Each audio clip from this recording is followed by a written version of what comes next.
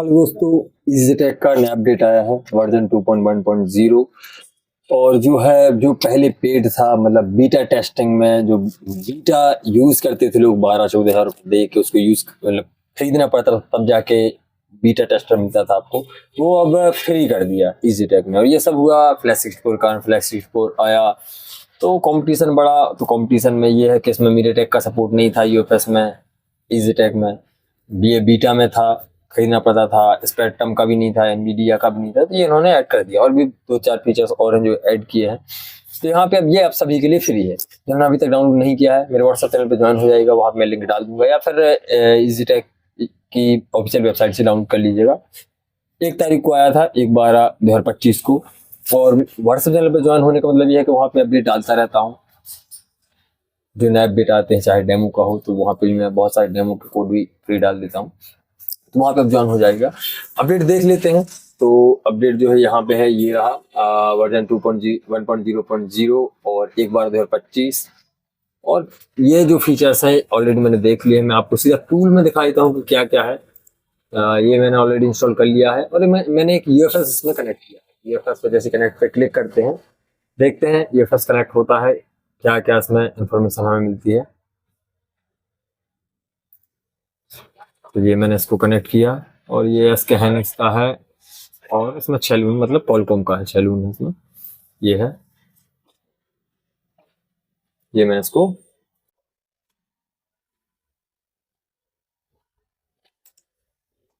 लो है यहाँ से।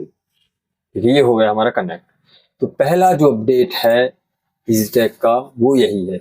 यहाँ पे पहले ऑप्शन थे Qualcomm, Samsung, LG और बाइनरी रीड राइट। अब यहाँ पे MediaTek ऐड कर दिया इन्होंने, NVIDIA ऐड कर दिया, स्पेक्ट्रम ऐड कर दिया। MediaTek की आप इससे यहाँ से फ्लैशिंग नहीं कर सकते थे। MediaTek में आप यहाँ से अगर आपकी UFS में कुछ नहीं है तो आप उसमें पार्टीशन नहीं बना सकते थे।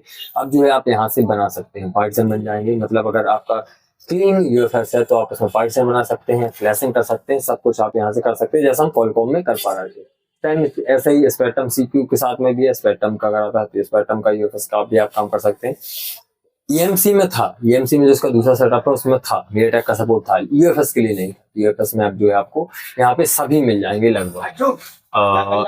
ये MediaTek हो गया और स्पेक्ट्रम हो गया और NVIDIA हो गया, तो यहाँ पे इसका सपोर्ट दे दिया। दूसरा अपडेट की अगर मैं बात करूं तो यहाँ पे दूसरा जो है कुछ बग फिक्स किए हैं। हाँ, स्लॉट चेंज का है। कई बार मोबाइल जो है बूट पे टक जाता है, तो आप स्लॉट A, MediaTek में आपने देखा होगा अनलॉक टूल में एक ऑप्शन है स्लॉट AB। कई बार मोबाइल पूरा ऑन नहीं होता तो, या करप्शन लिखा आता है, तो हम स्लॉट चेंज कर देख लेते हैं टेक्नोफ्लेक्स में। वैसे इसमें Qualcomm का इन्होंने ऐड कर दिया, तो वो भी आप स्लॉट चेंज करके यहाँ से देख सकते हैं कि लून है, लून भी। तो आप स्लॉट चेंज करके अगर आप करप्शन पे तो आपको मोबाइल ऑन हो जाए। तो ये भी इन्होंने ऐड किया है, slot change Qualcomm boot slot control ये ऐड किया है।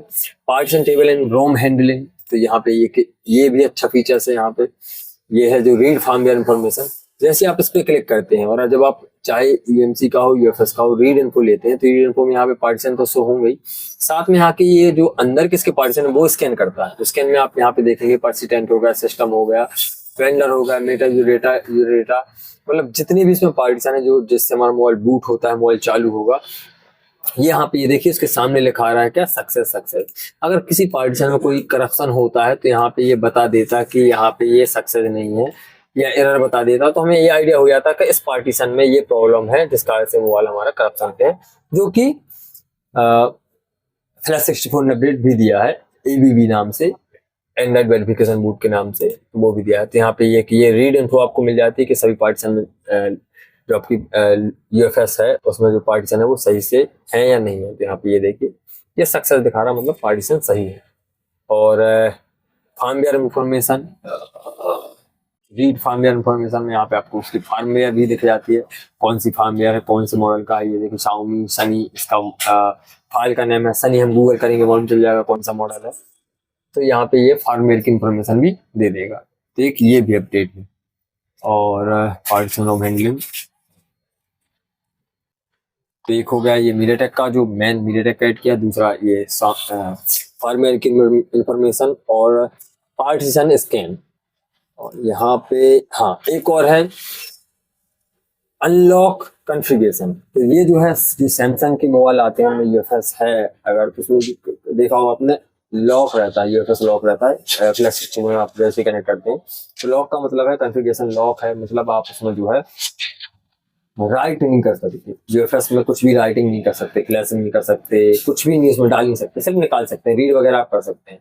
तो यहाँ से वही यहाँ पे ऑप्शन आ गया अनलॉक कॉन्फ़िगरेशन। अनलॉक करेंगे, पूरा आप काम करेंगे, फिर उसको रीलॉक कर देंगे, चाहे रीप्रोग्रामिंग करनी है, रीड करना है, इरेज करना है, जो भी आपको करना है, एफआरपी करना है, जो भी करना है वो आप करके इसको रीलॉक कर देंगे। तो आपका जो है पहले अनलॉक करेंगे फिर उसको रीलॉक कर देंगे। तो यहाँ पे अनलॉक और रीलॉक का दो ऑप्शन होने चाहिए थे, लेकिन एक है। इसका मतलब ये है अभी हमारा लॉक है, फिर आपको जो है इस पर क्लिक करेंगे, अनलॉक हो जाएगा। अनलॉक होगा तो यहाँ पे लॉक कॉन्फ़िगरेशन लिखा है, इसका मतलब है अभी लॉक है, फिर इस पे जैसे मैं क्लिक करूंगा तो अनलॉक हो जाएगा। और स्मार्ट रिपोर्ट हो गया, यहाँ पे स्मार्ट रिपोर्ट हो जाएगा, right configuration, reset, load configuration, ये तो है। और वेंडर में गए तो यहाँ पे और कुछ भी नहीं है, ये तो मैंने आपको बता ही दिया। वेंडर में यहाँ पे लिंक पार्टीशन वगैरह है। अब आएंगे टूल में। टूल में आपको यहाँ पे ये पीलोड पार्सर, मतलब आपका अगर मीडियाटेक का यूएफएस सपोर्टेड यूएफएस देखना है, सपोर्टेड ईएमसी देखनी है, तो पीलोड पे क्लिक करते हैं। ईएमसी या यूएफएस कोई सा भी हो, उसकी मॉडल की फ्लैश फाइल का पीलोड फाइल हम यहाँ पे सेलेक्ट करेंगे तो हमें यूएफएस बता देता है कि, या ईएमसी बता देता है कि कौन कौन से ईएमसी यूएफएस में सपोर्टेड है। तो ये पीलोडर के लिए हो गया। और यहाँ पे ये ऑप्शन इन्होंने ऐड कर दिया अनपैक करने के लिए। ओपीएस फाइल को आप अनपैक कर सकते हैं, यहाँ तक ये वन प्लस के लिए आता है। ओएफटी ओप्पो वाली फाइल, ओजेप फाइल अनपैक कर सकते हैं। पैक फाइल स्पेक्ट्रम वाली वो अनपैक कर सकते हैं। हुआवे की फाइल अनपैक कर सकते हैं। एनबीयू नोकिया वाली फाइल अनपैक कर सकते हैं। पेलोड ये मालूम नहीं। अनपैक एलजी की फाइल जी भी आप अनपैक कर सकते हैं। जैसा ओप्पो का आपने देखा होगा, अगर आप फाइल डाउनलोड करते हैं तो ओएफपी में फाइल आती है, अगर हम उसकी स्कैटर बनानी है तो अनलॉक टूल में भी ऑप्शन है, फ्री टूल में भी ऑप्शन है, आते हैं बहुत सारे कि आप वहां से आप हमने फाइल सेलेक्ट की ओएफपी तो वो एक्सट्रैक्ट करके हमें ओएफपी से स्कैटर बना के दे देता है।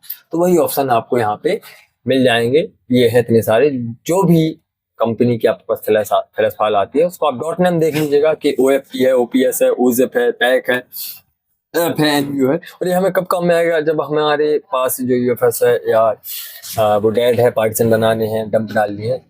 डंप नहीं है, पीलोडर मतलब मीडियाटेक में खाली उस फाइल से हमें जो है उसका पार्टीशन बनाने हैं, तो उस टाइम में हमें ये काम में आएगा। क्योंकि ओएफपी में पीलोडर दिखता नहीं है, तो ओएफपी को हम जब एक्सट्रैक्ट करेंगे, स्कैटर मिलेगी, स्कैटर से पीलोडर फाइल लेंगे, तब जाकर हमारे जो पार्टीशन शो होंगे या पार्टीशन टेबल बनेगी, फिर जो है हम उसमें फाइल या फ्लैश फाइल डाल सकते हैं। तो ये यहाँ पे इतने सारे ऑप्शन ऐड कर दिए। पहले दो तीन थे, दो या तीन थे, अब यहाँ पे उन्होंने इतने सारे ऐड कर दिए। और जो कि इन्होंने यहाँ पे बताया भी है कौन कौन से ऐड किए हैं। ओएफपी अनलॉकर किया है। ओएफपी जो है ओप्पो रियलमी के लिए है। पैक फाइल जो है स्पेक्ट्रम यूनिसॉफ्ट के लिए है। एनबीयू पैकर नोकिया के लिए है। एलजी फार्मवेयर के लिए ऐड किया है। तो ये चार इन्होंने और ऐड कर दिया। तो ये था इसका पूरा अपडेट EasyTech का। प्लस 6 Pro का भी आया है, हो सकता है कल वीडियो आएगा उसका। तो अपडेट आपको कैसा लगा, अभी तक डाउनलोड नहीं किया है आपने तो डाउनलोड कर लीजिएगा व्हाट्सअप चैनल से, ऑफिशियल वेबसाइट से। व्हाट्सअप चैनल पे ज्वाइन हो जाइएगा, मैं बहुत सारी डिटेल डालता रहता हूँ वहाँ पे। और सोशल मीडिया की लिंक भी आपको व्हाट्सअप डिस्क्रिप्शन में मिल जाएगी, तो वहाँ से आप वहाँ पे भी अगर आपको हेल्पफुल लगा वीडियो तो वहाँ पे आप फॉलो कर दीजिएगा और डाउनलोड करके इंस्टॉल कर लीजिए। काम का है स्पीड। और एक बात और, स्पीड भी अच्छी हो गई, जो एरर आते थे वो नहीं आ रहा। मैंने एक मोबाइल किया था यही, इसी से प्लेजेंट की थी। स्पीड अच्छी है, इतनी भी फास्ट नहीं लेकिन स्पीड भी अच्छी है और एरर बहुत कम आ रही है। मतलब जो इन्होंने इम्प्रूवमेंट किए हैं, अंदरूनी इम्प्रूवमेंट है वो भी किए हैं। यहाँ पे लिखा है इन्होंने always use the correct tool on proper. तो बेस्ट अपडेट है जिनके पास है, बहुत साल से मतलब टेस्टेड टूल है, ये यूज़ कर रहे हैं भाई। इंस्टॉल कीजिए, यूज़ कीजिए, रिव्यू दीजिए और बताइए कैसा लगा ये अपडेट आपको, कमेंट जरूर कीजिएगा। Thank you.